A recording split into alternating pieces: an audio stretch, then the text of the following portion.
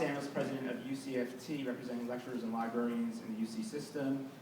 First of all, I want to say that while we applaud President Yudoff's move to the modified option C for the new pension plan, we still don't think a second tier is necessary. We think it hurts the long-term funding of the program.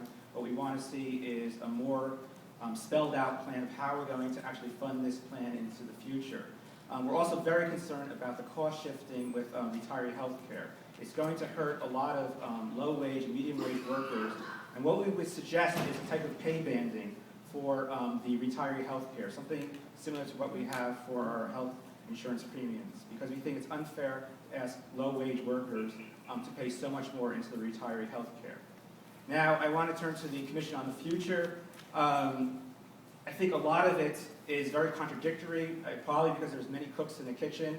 But if you think about, as Charles Schwartz said, one of the problems is the report itself says, in one paragraph it says that lower division classes are upper division classes are much more expensive than lower division classes. And then the paragraph continues by saying we need to increase the number of upper division students.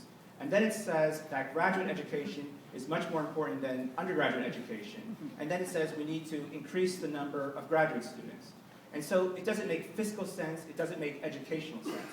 If you want to have more graduate students, then you have to figure out a way to fund that, just as Charles Schwartz said. If you want to have, but you have to realize that right now undergraduates are subsidizing everything else that's going on in the university. And every pressure now is just to keep on increasing the cost to undergraduates so they continue to subsidize everything else. What we learned this year is basically that external grants usually don't recover enough indirect costs. We've learned that gifts are often restricted and can't be used, and that self-sustaining units keep all of their money. And so basically the only source for money in this entire system is undergraduates, and we've been asking them to pay more and giving them less and less and less.